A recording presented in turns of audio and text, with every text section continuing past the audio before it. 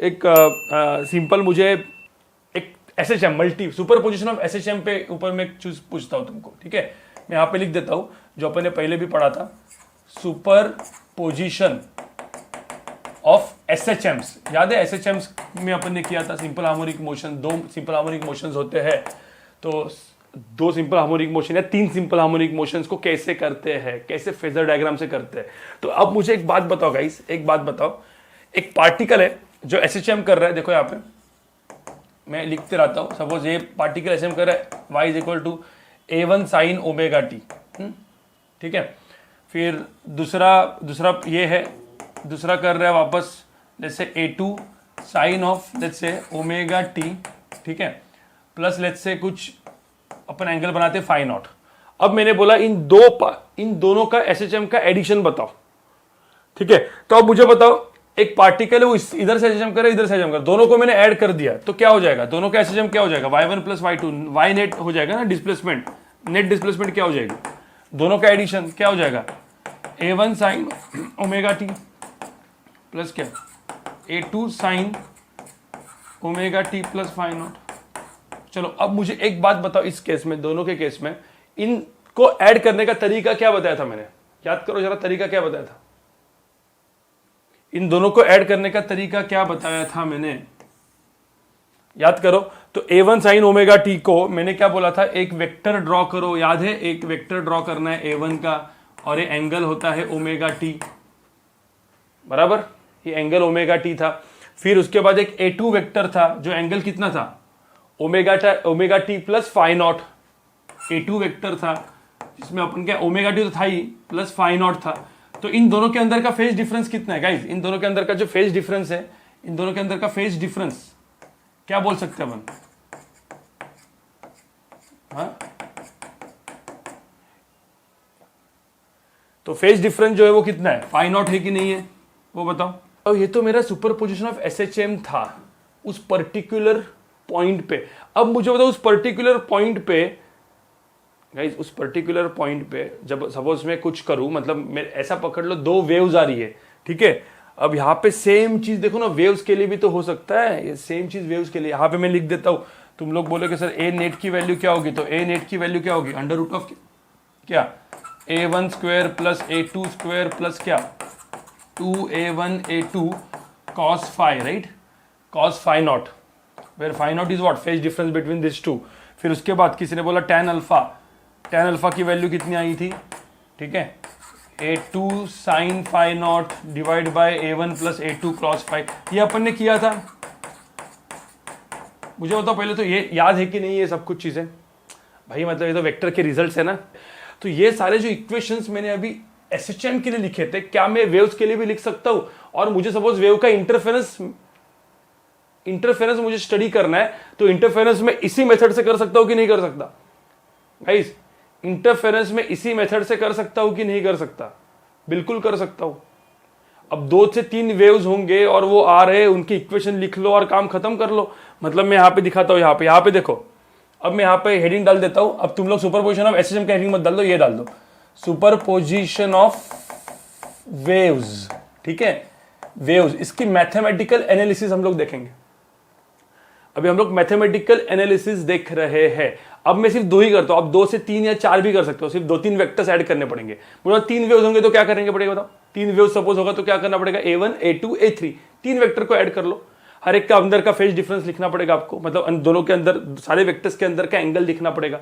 इसको ही मैंने बोला था ना वेक्टर मेथड या फेजर मेथड, नाम भी बोला था मैंने, वेक्टर मेथड या फेजर मेथड, राइट। हाँ, तो सुपरपोजिशन ऑफ वेव्स में अभी देखता हूं, यहाँ पे ऐसा पकड़ लो, एक पॉइंट है, एक वेव है, देखो ये वेव आ रही है, y1 is equal to a1 sine of, ठीक है। अब वो वेव आ रही है लेट्स से ओमेगा टी, ठीक है, omega T minus suppose let's say k1x plus सम, चलो एक कुछ भी कर सकते हो आप लोग, मतलब यहां पे एक प्लस लेट्स से θ1, ठीक है। एक वेव आ रही है y2 जो आ रही है a2 साइन ऑफ देखो दोनों कोहेरेंट होने चाहिए। मैंने क्या बोला, इंटरफेरेंस, सुपरपोजिशन देख रहे हैं लेकिन कौन से किसका देख रहे हैं अपन, तो दोनों कोर्सेस, दोनों जो सोर्सेस है, दोनों जो वेव्स है वो कोहेरेंट है। कोहेरेंट मतलब यहाँ पे देखो ना, ओमेगा सेम हो गया, फ्रीक्वेंसी सेम हो गई। देखिए कोहेरेंट मतलब क्या, ओमेगा सेम कर लेता हूं मैं, फ्रीक्वेंसी तो सेम हो गई इन दोनों की, ठीक है। Omega T let's say minus k2x, speed भी अलग हो सकता है, ठीक है, लेकिन again it depends upon medium, तो मीडियम की प्रॉपर्टी है वो। लेकिन ठीक है, कभी कभी ऐसा हो सकता है एक स्ट्रिंग का टेंशन अलग हो, root of T by mu भी तो होता है स्ट्रिंग में, तो वो चीज हो सकता है। मैंने ऐसे ही लिख दिया k2x प्लस लेट्स से θ2।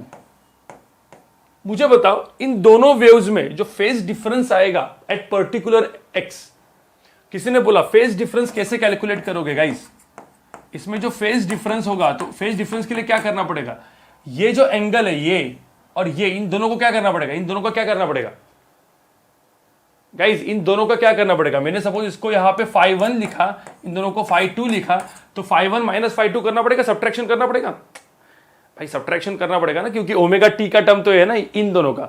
सो phase difference at some x, तो x की वैल्यू वगैरह डाल के ना अपने को φ1 माइनस φ2 वगैरह निकालोगे, मैग्नीट्यूड निकाल दो चाहिए तो, जो कोई दिक्कत नहीं, φ1 बड़ा है यहाँ पे, ठीक है। और इसको मैं लिखता हूं लेट्स से φ0, ठीक है, φ0। सो φ0 इज माई फेज डिफरेंस। कोई दिक्कत है, इन दोनों के अंदर का फेज डिफरेंस कितना है, φ0 है। या एक काम कर दो, φ2 माइनस φ1 कर लो, मतलब सही हो जाएगा। φ2 माइनस φ1, φ2 बड़ा है φ1 से, वो तो आप जो निकालोगे वही होगा, φ2 माइनस φ1 वो हो जाएगा φ0। तो in short guys this is equivalent to क्या हो गया, दिस इज इक्विवेलेंट टू, मतलब मैं वेक्टर मेथड में करूं, इसको वेक्टर मेथड से सॉल्व करना है, तो मुझे बताओ वेक्टोरिकली में क्या कैसे ड्रॉ करूंगा, वेक्टोरिकली में कैसे ड्रॉ करूंगा। मैंने a1 को ड्रॉ किया, ठीक है, a1 को ड्रॉ किया सम एंगल, तो जो a2 होगा, तो a1 एंड a2 में एंगल फेज डिफरेंस कितना होने वाला है, φ2 माइनस φ1, मतलब कितना फेज डिफरेंस होगा यहां पे गाइस, φ0। समझ में आ रहा है क्या, यहां पे a नेट की वैल्यू क्या होगी, ये जो a नेट होगा दोनों का वेक्टर सम होगा, तो वेक्टर वाला चीज रहेगा, तो मैं ऐसा लिख दूं यहां पे a नेट, ठीक है। तो a नेट स्क्वायर की वैल्यू क्या होगी, a1 square plus a2 square plus क्या 2a1 a2 cos φ0, where φ0 is what, phase difference, and that phase difference going to be what, ये φ0 वही रहेगा, this won't change with respect to time. वही तो coherent होता है ना, कोहेरेंट का मतलब क्या है, φ0 is not going to change with respect to time. समझ में आ रहा है, ठीक है। तो ये हो गया। कोई बोल सकता है इसको मुझे इंटेंसिटी के फॉर्म में लिखना है, so intensity is proportional to क्या होता है, what is intensity is proportional to, intensity is proportional to क्या, ए स्क्वायर ना भाई, एम्पलीट्यूड का स्क्वायर होता है right, intensity is proportional to amplitude का स्क्वायर। तो यहां पे मुझे चाहिए तो मैं एक अलग फॉर्म में भी लिख सकता हूं, मैं ग्रीन फॉर्म में लिख देता हूं यहां पे, इंटेंसिटी आई नेट की वैल्यू क्या हो जाएगी। ये सारा का सारा हम लोग वैसे भी देखने वाले वेव ऑप्टिक्स में बहुत अच्छी तरीके से, बहुत अच्छा। अब मुझे तो a1 a2 क्या होगा, a होगा रूट ऑफ i1 राइट, तो root of i1 root of i2 cos phi, तो ऐसा भी मैं लिख सकता हूं। ये दोनों फॉर्म्स होते हैं गाइस, ये दोनों फॉर्म बहुत ही इंपॉर्टेंट है, बहुत ही इंपॉर्टेंट है गाइस। अब मुझे बताओ ए नेट को मुझे मैक्सिमम करना है, इस ए को मैं ए नेट को, ठीक है, ए को मुझे मैक्सिमम करना है, ए नेट की बात कर रहा हूं मैं, ठीक है। तो ए नेट को मुझे मैक्सिमम करना है, तो cos phi की वैल्यू कितनी होनी चाहिए, ए नेट को मुझे मैक्सिमम करना है, तो cos phi की वैल्यू कितनी होनी चाहिए, cos phi की वैल्यू कितनी भाई, cos phi की वैल्यू 1 होनी चाहिए ना, मतलब phi कितना होना चाहिए, φ0 कितना होना चाहिए,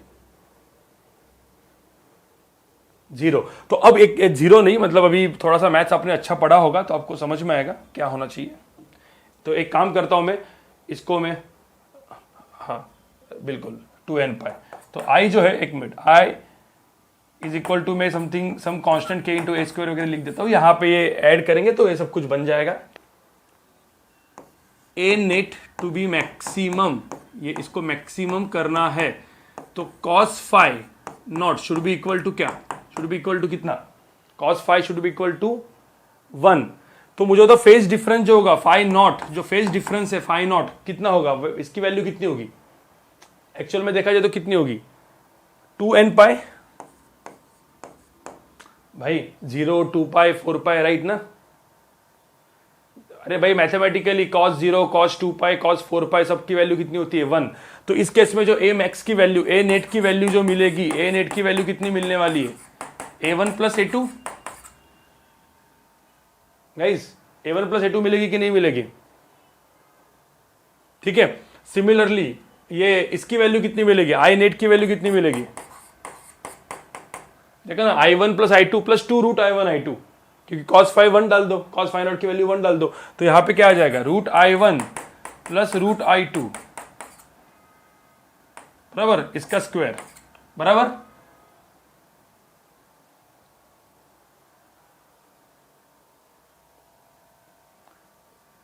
समझ में आ रहा है? समझ में आ रहा है क्या ये चीज? वो मुझे पहले बताओ, मैंने जो A1 नेट मैक्सिमम लिखा, इतना समझ में आ रहा है?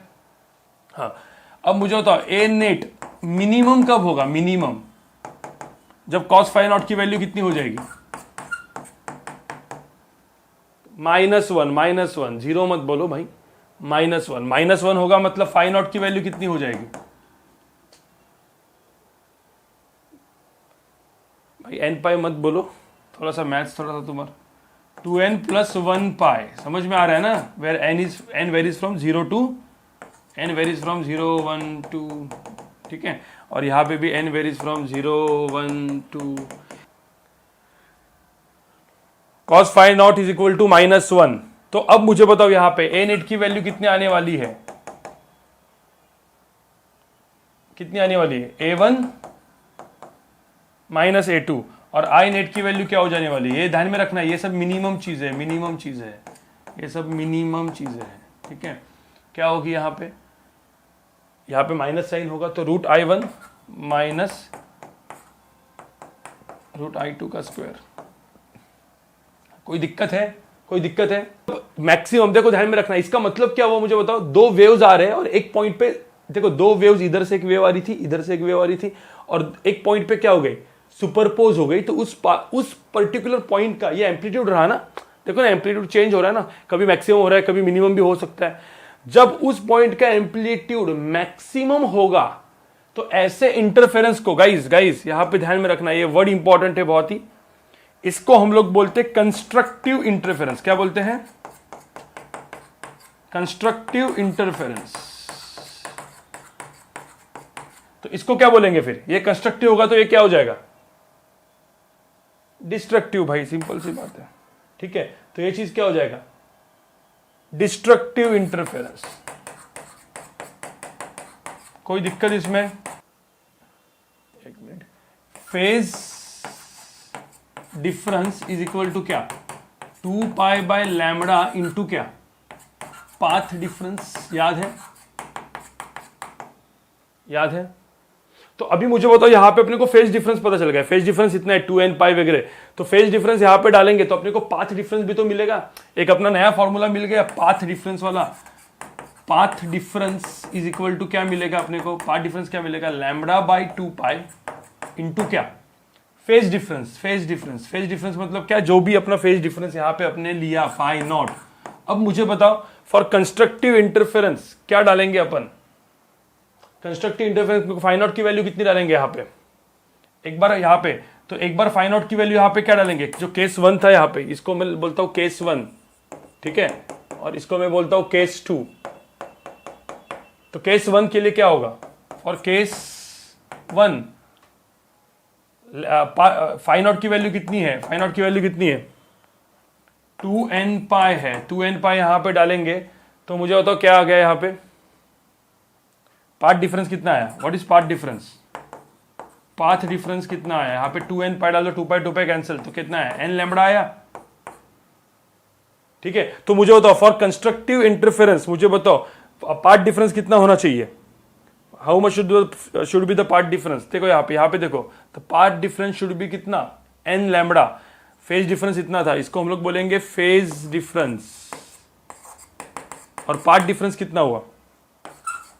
पाथ डिफरेंस कितना हुआ? लिख दो यहां पे सिर्फ ऐसे करके, n लैम्बडा। अब मुझे बताओ केस 2 के लिए कितना होगा? केस 2 के लिए कितना होगा? केस 2 के लिए कितना है? फाई नॉट की वैल्यू कितनी है? 2n प्लस 1 पाई। तो 2n प्लस 1 पाई यहां पे डाल दो, तो 2n प्लस 1 पाई यहां पे डाल दो, राइट। तो 2n + 1 पाई यहाँ पे डाल दिया तो पाई पाई कैंसिल आ गया। तो यहाँ पे आंसर क्या आया अपने को? पाथ डिफरेंस कितना आया? पाथ डिफरेंस आया फाई नॉट की वैल्यू यहाँ पे डाल देने की, देखो यहाँ पे डाल देने की ना फाई नॉट की वैल्यू, एक बार इधर डालिए दोनों बार इधर डालिए, 2n + 1 पाई पाई कैंसिल, तो आंसर क्या है 2n + 1 λ/2। तो मुझे बताओ यहाँ पे पाथ डिफरेंस कितना होगा? तुमको मैथमेटिकली समझ में आ रहा है कि क्या किया अपन ने यहाँ पे? ये हर एक चीज वैसे के वैसे रिपीट होने वाली है वेव ऑप्टिक्स में, ठीक है। तो वेव ऑप्टिक्स में तो और इजीली आपको समझ में आएगा हर एक चीज जो भी आपको पढ़ाएंगे, मतलब